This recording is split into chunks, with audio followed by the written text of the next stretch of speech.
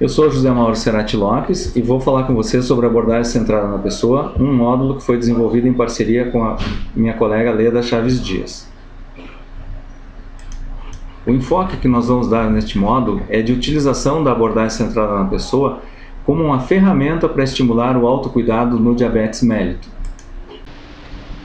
A abordagem centrada na pessoa foi inicialmente desenvolvida para o uso dos profissionais médicos, mas hoje em dia se preconiza que todos os profissionais que atuam na atenção básica se utilizem deste método de abordagem para buscar resolver os problemas das pessoas que consultam.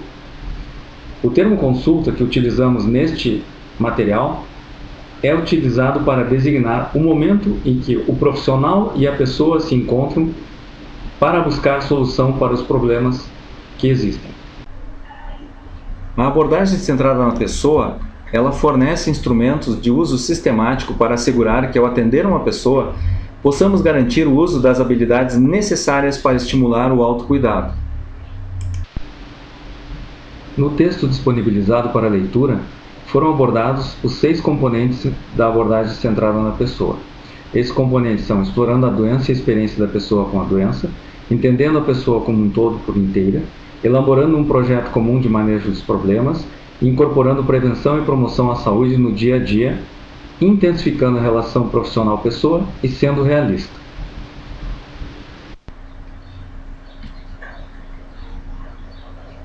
Neste slide, trazemos o diagrama que mostra os 6 componentes da abordagem centrada na pessoa e as inter-relações que se estabelecem entre eles. Na verdade, nenhum dos componentes é mais importante que o outro. Existem alguns que são essenciais de serem realizados em cada consulta para que ela seja considerada centrada na pessoa. Principalmente o componente número 1, que é explorando a doença e a experiência da pessoa com a doença, o componente número 2 e o componente número 3.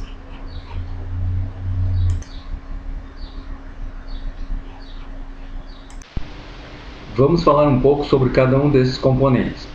O componente 1, explorando a doença e a experiência da pessoa com a doença, ele se caracteriza por fazer uma conjunção, né, dos aspectos técnicos que um profissional de saúde deve exercer no desempenho da sua profissão, mas também de que ele se preocupe em abordar outros aspectos do ponto de vista da pessoa que está sendo atendida, da pessoa que está sendo cuidada. Então, cabe exercer aquela parte profissional, né, da forma mais adequada, coletar as informações, realizar procedimentos, né, que são inerentes a cada profissão da área da saúde, mas também identificar quais são os sentimentos, expectativas, ideias e repercussão na função por parte da pessoa que está sendo atendida, está sendo cuidada. O segundo componente, entendendo a pessoa como um todo, ele se caracteriza por identificar que pessoa é essa que estamos atendendo, que estamos cuidando, que doença ela tem, qual é a experiência que ela tem com aquela doença, qual é o seu contexto próximo, representado pela família, né, pelos amigos mais próximos, e qual é o seu contexto distante, representado pela comunidade onde vive e pelo seu local de trabalho. O terceiro componente, que se denomina elaborando um projeto comum de manejo dos problemas, ele talvez seja o grande diferencial da abordagem centrada na pessoa.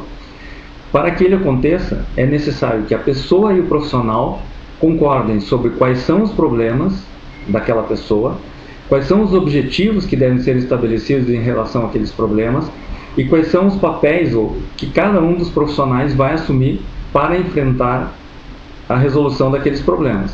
E isso sempre vai ser realizado através de decisões conjuntas. O quarto componente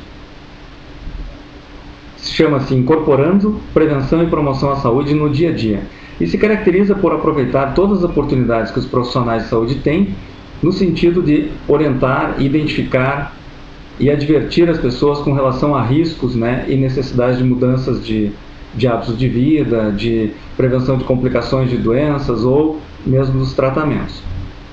O quinto componente significa que a relação profissional-pessoa deve ser uma relação adequada e com ênfase na busca de uma harmonia no relacionamento profissional.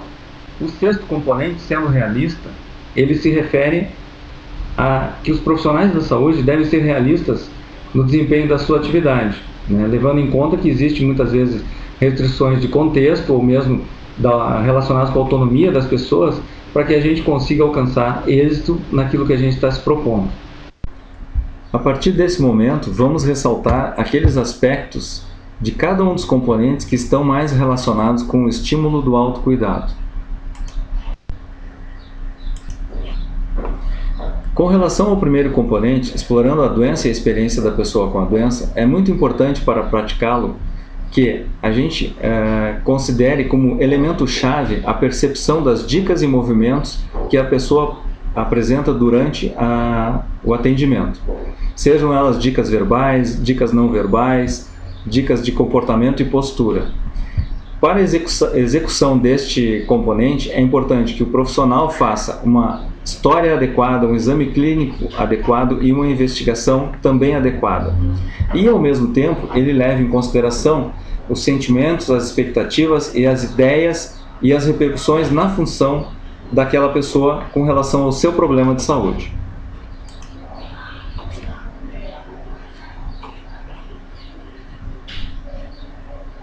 Entender a experiência da pessoa com a doença requer foco em 4 dimensões principais.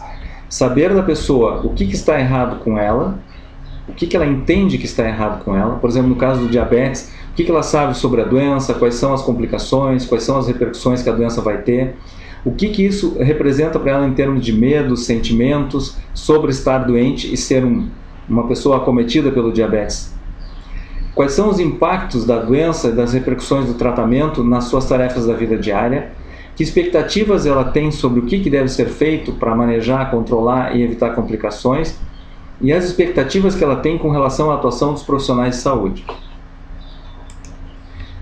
Ainda em relação a entender a experiência da pessoa com a doença, dentro do aspecto de valorizar a qualificação clínica dos profissionais, além de fazer uma boa história, exame físico, investigação, e ver as questões de sentimentos, expectativas, ideias e função, uma estratégia de conseguir alcançar esse objetivo da qualificação clínica é realizar um SOAP do diabetes adequadamente, ou seja, ver bem quais são as queixas, as manifestações clínicas, fazer um bom exame físico, pedir os exames laboratoriais adequados, fazer uma lista de problemas e fazer um plano em cima desses problemas identificados.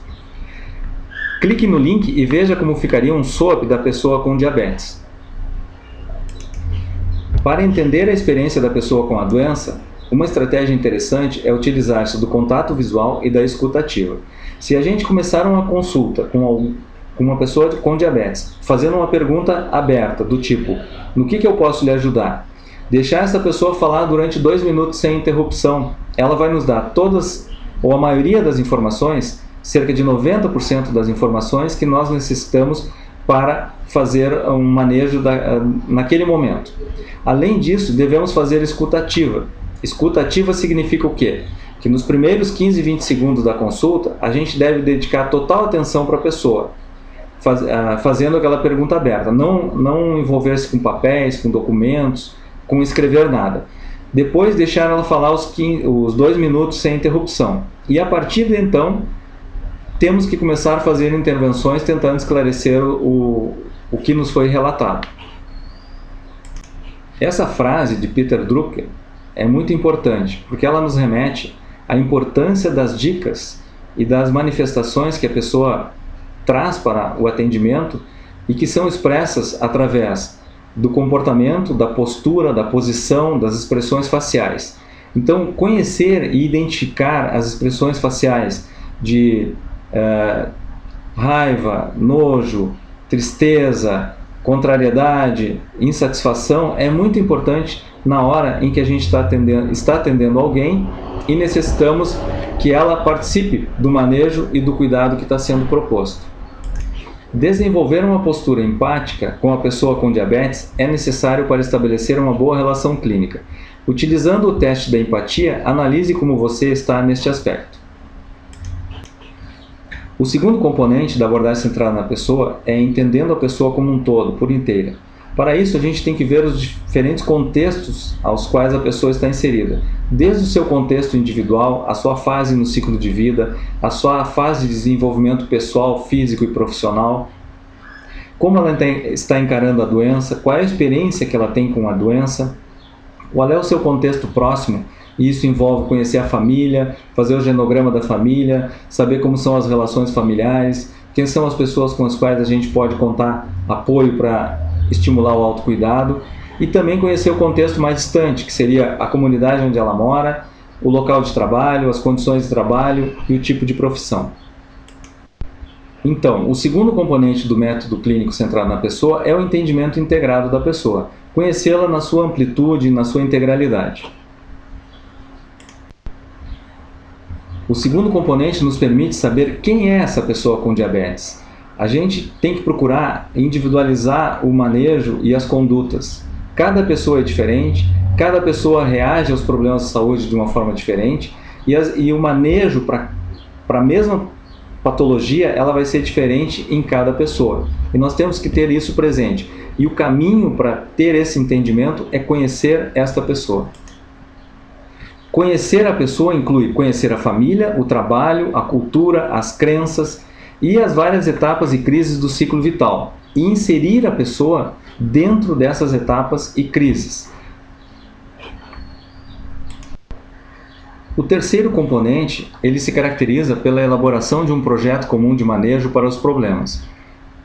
Neste componente, o profissional de saúde e a pessoa que está sendo atendida, a pessoa com diabetes, eles vão ter que definir quais são os problemas, ou seja, tem que haver uma concordância da pessoa que está sendo atendida de que ela tem diabetes, né? Que isso é um problema. A partir da concordância entre o profissional e a pessoa de que diabetes é um problema, ou é um dos problemas daquela pessoa, vão se elaborar e traçar objetivos conjuntamente. Vai se definir quais são os papéis que o profissional de saúde e a pessoa vão assumir no manejo e no autocuidado daquela patologia ou problema de saúde, neste caso o diabetes, e as decisões vão ser tomadas de forma conjunta. Para elaborar um projeto comum de manejo para o diabetes mellitus, o profissional e a pessoa devem buscar uma concordância em 3 aspectos principais: a natureza dos problemas e as prioridades, os objetivos do tratamento e os papéis do profissional e da pessoa. Ou seja, o profissional e a pessoa devem concordar que aquela pessoa tem diabetes. A partir daí, eles devem estabelecer quais são os problemas, né, relacionados com o controle e a manutenção do cuidado no diabetes, quais são as prioridades a serem intervidas, né, quais são os objetivos do tratamento, por exemplo, diminuir peso, fazer atividade física, mudar hábitos alimentares, né? E quais são os papéis do profissional e da pessoa. Ou seja, o profissional ele vai se preocupar em fazer com que a pessoa venha no atendimento, ele vai orientar essa pessoa da forma adequada, né? E a pessoa, no seu papel de quem tem um diabetes, vai executar aquilo que foi combinado durante os atendimentos. O quarto componente, ele envolve a incorporação de prevenção e promoção da saúde no dia a dia. Então, os profissionais têm que buscar melhorias da saúde das pessoas, evitar riscos, redução de riscos, identificação precoce de complicações ou de problemas e redução de complicações. A prevenção quaternária faz parte deste quarto componente, que é incorporar a prevenção e promoção da saúde no dia a dia. Temos que ter cuidado com medicamentos novos, com medicamentos que não conhecemos, com efeitos colaterais, com efeitos adversos, né, com o uso inadequado da medicação, confirmar sempre e reafirmar se a pessoa está usando a medicação ou realizando os cuidados de forma adequada, ter cuidado com interpretações culturais e crenças da pessoa com relação a medicamentos não alopáticos, né.